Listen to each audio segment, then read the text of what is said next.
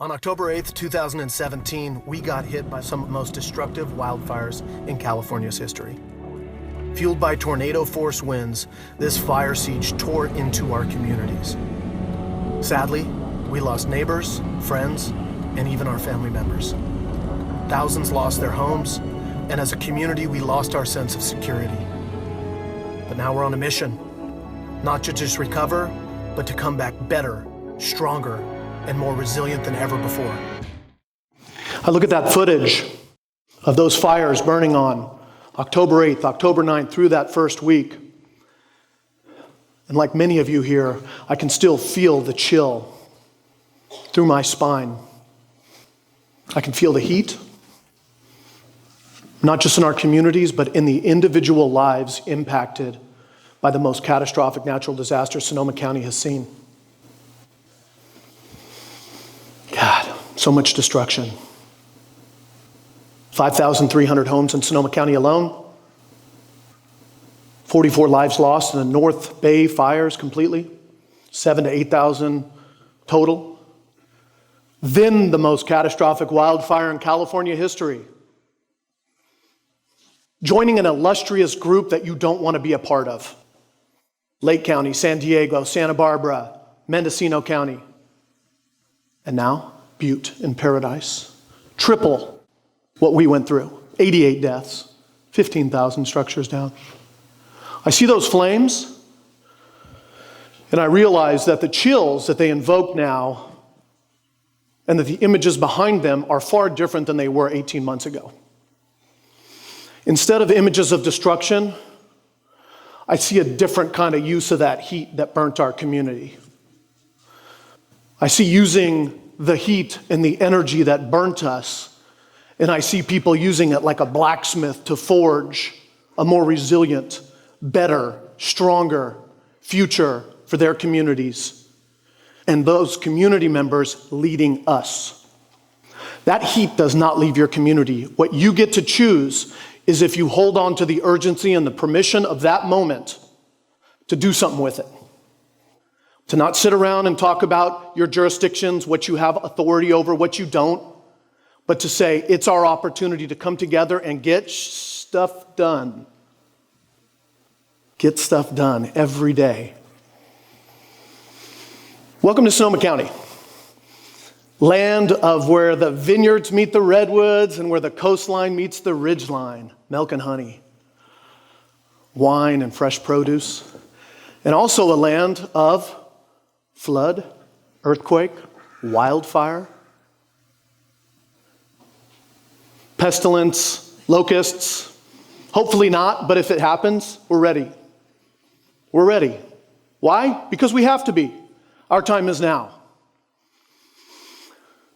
The crazy thing, if you look at that fire and you look at all the different areas in Sonoma County and what has been going on and what this represents, is that we talk about a wildfire, but the reality is that this was a windstorm. Come on. That's like calling a hurricane flooding or flooding a hurricane, vice versa. There is a cause and there is an effect. What you see on this screen is a fire progression map.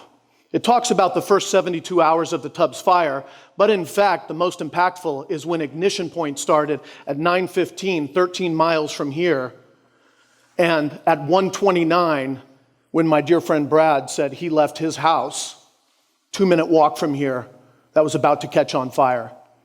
And then jumping 6 lanes of freeway and going over into Coffee Park, from the wildland, through the wild urban interface, into the core of a city. 1,500 homes down there in that city core. This is what you call a catastrophic natural disaster. As the firefighters can attest to, and as they've taught me, is that you don't fight this kind of fire. What you fight is the fire after that wind event stops. That's like acting like there's tornado fighters out there, hurricane fighters, earthquake fighters, like you can stop a disaster from happening. The enabling conditions abound, but what happened is that this came in, and it came in so strong that it caused hairline fractures to go into full breaks. We had this fire in our local hazard emergency program. right? We have this in our plan to respond to. But can you respond to something when it's so strong and so powerful that it decimates everything? So, you're left with this. You're left with this. And you look into your community and you say, where do we go from here? And your community looks back at you and says, we need information, we need to organize, we need to get busy, we have so much we need to do, I don't know what I need to do, but I need to get busy, I need to figure out where it is, my kids need to find a school, I need to get busy. And what you have to do is look at yourself and say, everything's different. Every priority that was before is off the table, everything is reset. And as much as that old quote says, all disasters start local and end local, we have to realize that this is a story that is far beyond Sonoma County, far beyond this mere area. The word the new normal has come up time and again. But if you look, what you find is that the data actually justifies everything we're talking about. You're talking about 2017 and 18. These are billion-dollar plus disasters, right? High inclement events, climate disasters around our country that cause so much devastation that we have to go and work with FEMA and our emergency operation centers and others to get supplemental appropriations from Congress to help us on housing, to help us on roads, to help us with individual assistance, to help us repair and rebuild our community. What you don't see here is a couple things underlying this. 45% of health departments in 2016 responded to at least one all-alert event.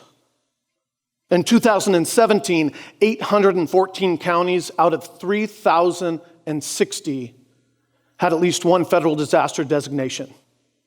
That's a quarter of the counties in this entire nation. So once again, all disasters start local and end local, but once local is everywhere, you got to start thinking beyond your boundaries. You got to start thinking about what's the movement you want to be a part of.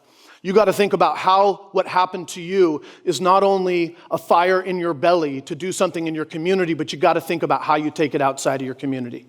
My message to you, the reason we're here, the purpose, is because it's our time. And if we're going to own our time instead of being owned by it, the first thing that you got to do, you got to wake up. As an individual, I have to wake up. You have to wake up. Second thing we have to do, we got to wake up others. I go around the state of California, 58 counties, talk to my colleagues, do everything we possibly can to grab them by the shoulders and shake them and say, if you don't realize that this is the most important work you can do in your community, right? You will find yourself in a world of hurt later. Because you can rally on the fly, but can you put the focus when we have 1,000 everyday everythings to deal with, to put the focus back on where it needs to be? Resilience, preparedness, community safety, right? Third thing we have to do, and this is where I get really inspired because I look out and I see block captains, and I see Brad, and I see Jenny, and I see Will and Barry, and I look around and I see Kimberly, and I see all you guys here. And this is the thing that our block captain network every week meeting, what we focus on. Don't forget, stay woke. Stay woke. To be able to wake up, right, into the new normal, what you got to do is you got to look at the good, the bad, and the ugly, like the old movie says. Or as I'll call it right now, the bad, then I'll go into the good, and then the ugly truth. Have to start with the bad, right? When there was one fire burning around us, there was another fire igniting in our community, and it was the fire of mistakes. It was, you failed us. You did not signal the wireless emergency alert and system, the WIA system. You did not do the emergency broadcast system. It was not out big enough. It could have saved lives. It could have done all these other things, right? Becomes a very black and white issue. Becomes a very finger-pointed world. As somebody told me, it's the Facebook fire, right? Different fire that starts out there. Is it that one-dimensional? No way. Come on, right? In one way, yes, but in another way, there were more than 100 cell towers that burnt down that night. Even if we would have sent it out, we know that the 911 system was already overwhelmed. We know more people would have been in harm's way. But at the same time, I have to look at people like Earl Small. I have to look at people like Brad Sherwood. I have to look at my friends, and I have to be able to look at them and say, we have to be accountable if we're going to move forward. We should have woken up the world. We should have woken up the world. And even if we were worried about the impacts of not waking up the world or waking up the world, we should have thought downstream. If it was going to overwhelm 911, why don't we have a 211 system, right? If we were going to be able to not contain the area of where our alerts were sent, how do we get out into the community beforehand? How do we lobby FCC for more characters? How do we do what you all know we need to do? So here we go. Lesson number 1, the first rule of crisis communications. Communicate. You can't sit in an emergency operations center and have public information officers and PIOs review every press release until it is perfectly sanitary and stale. Okay? You have to get out of the bunker. For those of you who are in the emergency management world, you know the bunker is a great place to bring information in. You know it's a great place to dissect and decide on hierarchical organization and what we need to do, but you got to get it out. You got to get it out. And the first way you do that, is you jump into chaos. You can see one of these pictures is of us here at the birthplace of what I would call the block captains. Here and also over just across the road in another building where what we did is we started to go from large cacophony-driven town halls and we went to more intimate. And we tried to figure out a way to get back to organizing people. But before we got to organizing, we realized that all of those town halls looked pretty similar. They looked pretty white. So we had to get out into our community. Not only myself, but the other supervisors were running all around this county trying to find out where the gaps were. The Latino community, 30% of our population. The picture you see on your right is of the Sonoma County Indian Health Center. Our First Nations folks coming together, building on top of each other. The Sikh temple, 100 families, 21 of which lost their homes. You have to go to them. They won't always come to you. Lesson number 2. As I said before, you have to mobilize. And to be able to mobilize, you have to organize. So instead of me telling the story of the block captains, I'm going to let you see it for a minute here. Turned our town halls from being just big, almost cacophony town halls with people yelling and, questions and answers to more intimate things.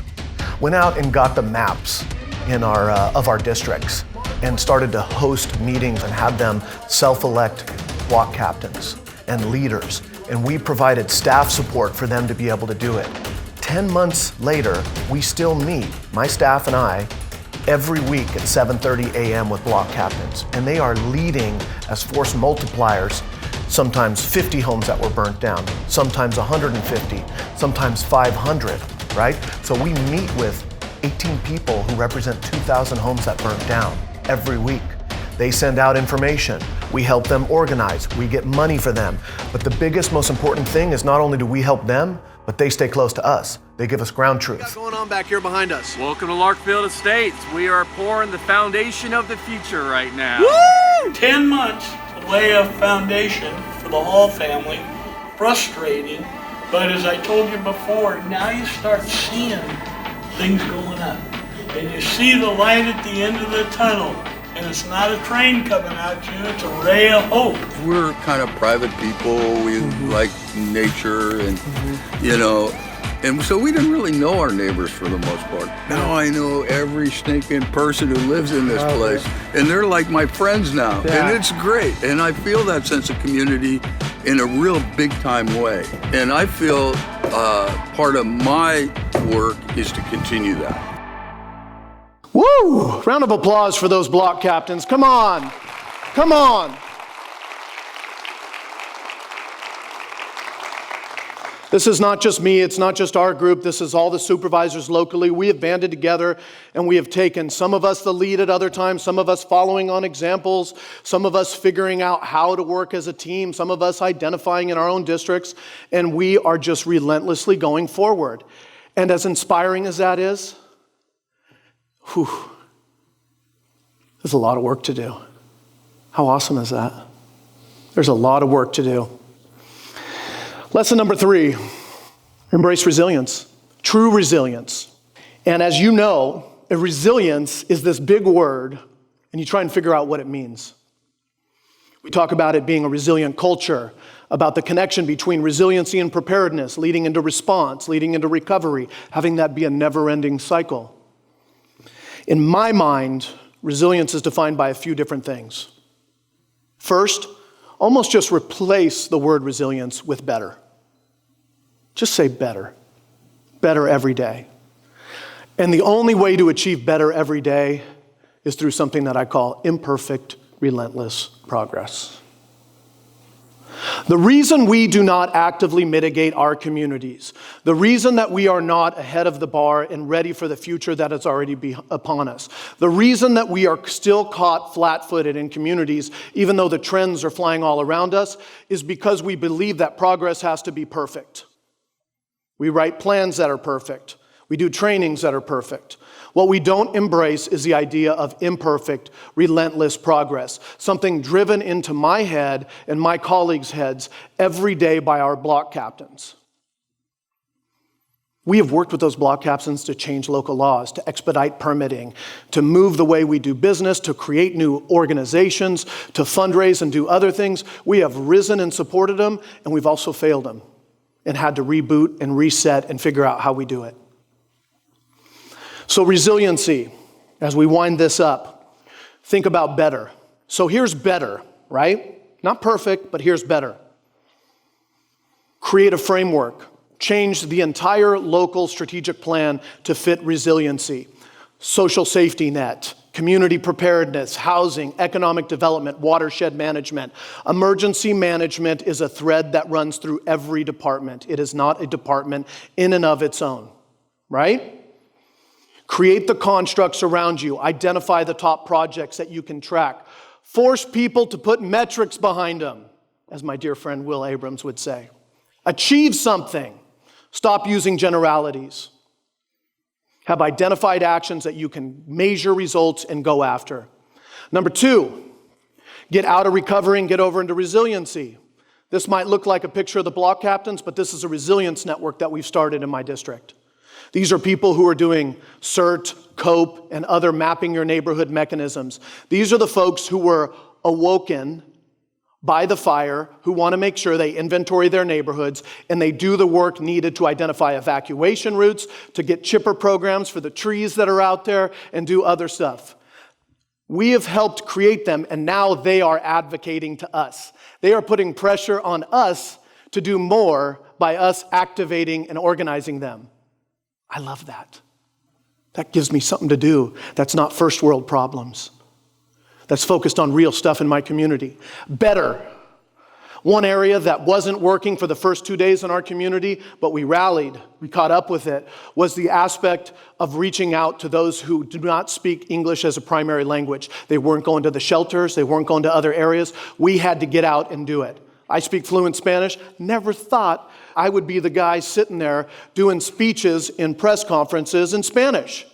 But we did it on the fly, but this is an image from our most recent disaster, our floods. We got it done. We rallied. Did a great job. Resiliency is all about taking the biggest black eye and turning it on its head. The same thing I showed you about a lack of alert and warning turned into us running one of the most systematic, large, live code tests of our alert and warning system in the entire West Coast that it's seen.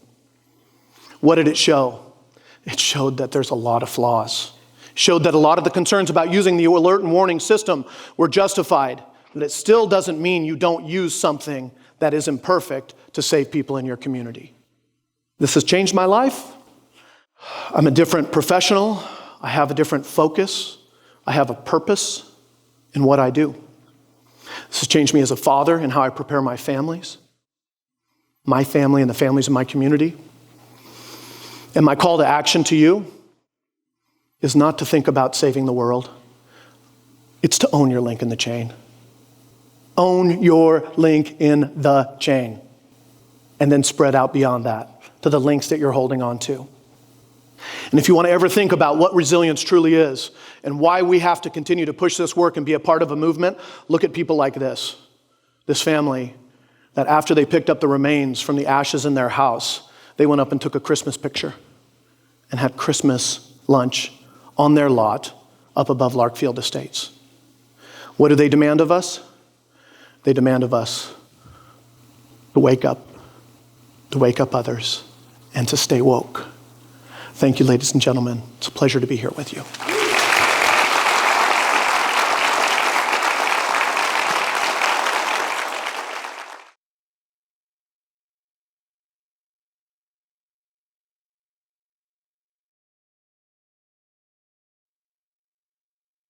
It's a very sobering message to relay to your community that is in your time of most need, you might be alone. And I was recently with a dear friend, a chief of a fire department up in North County, who said that at a town hall. He said, unfortunately, when you need me most, I probably won't be able to get to you. No? But that's, I think, the most important part of the conversation that we need to have in terms of preparedness, is that the assumptions of the system and its ability to cover people at the same time that people have probably the least amount of trust in the system, not just during disaster times, but during peace times, is a very incongruent idea to have in your head. And so that's why we need to get out and do these preparedness fairs. That's also why we need to not only do the wireless emergency alert system that showcased the test that showcased the successes and the flaws to the community, but we have to expose all of it. We have to show them where we're good and where we don't have the ability to cover them. Because the reality is that the majority of the populace is either too busy putting food on the table, putting their kids to bed, getting home from work, or they believe and have a foregone conclusion that they will be taken care of if something happens. So that's why we're here. That's why this needs to be a movement. That's why the trend line that you see, in my opinion, is going to be towards a lot more of this. And that's not a time to be fearful, it's a time to be vigilant. I tell people that this is a great time to be an activist on this front because more is to come. And there's going to be huge opportunities for block captains and people in our community to rise up and lend their voice to something and wake up others, because they're not waking up until it hits home. So I know that's a tough way to answer it, but it's really the fact that we have to showcase our flaws and our limitations and not act like we're all superheroes and we can save everybody in a moment's notice.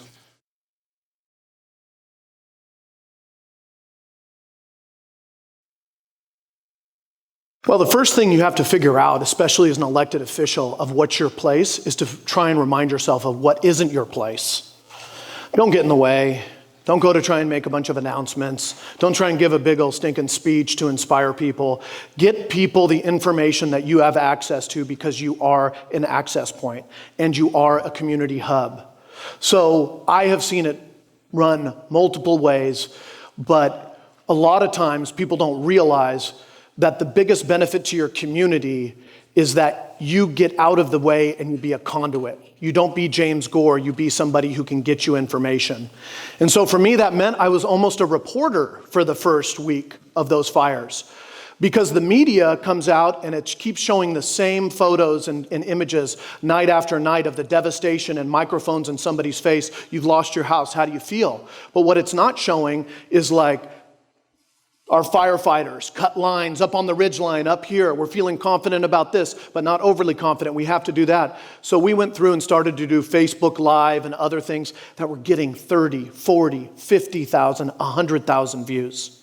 It was shocking to us how good of a feedback loop social media became, and how, in effect, something that can be the prime conduit for fake news became a case study for real news if used appropriately.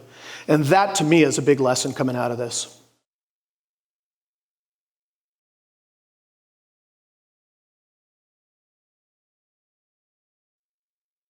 The first thing is that you have to rapidly adapt and keep moving forward. So, one of the biggest things that I would bring up is the Latino population in our area. I touched on it a little bit, but the reality is we started to hear stories about a huge amount of people going and camping on the beach instead of going to our shelter network, right?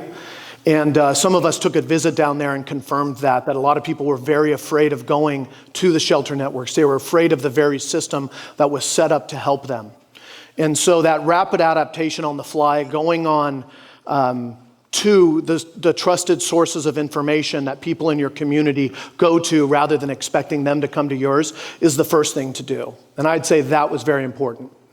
The second thing is you have to separate two worlds for me, one which is what we call the disaster industrial complex. FEMA, Cal Office of Emergency Services, the consultants, all this world that travels around the US and goes and blankets disasters and does their job. And then the other side, which is really the community resilience aspect.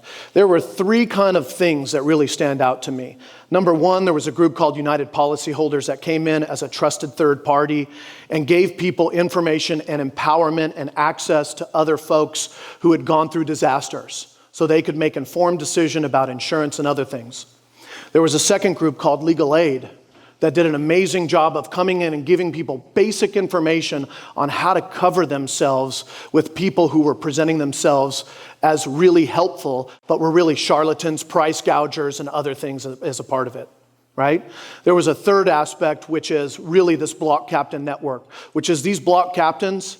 We did not build them. All we did was create a safe place for them to get together, organize, share information, right? And then drive advocacy back and forth from us. Those three things helped our community turn the tide from what I would say recovery into resilience. And they still are leading that charge. And I'm trying to figure out, to me, how I bundle that up into a toolkit that could go into any community so that we could help.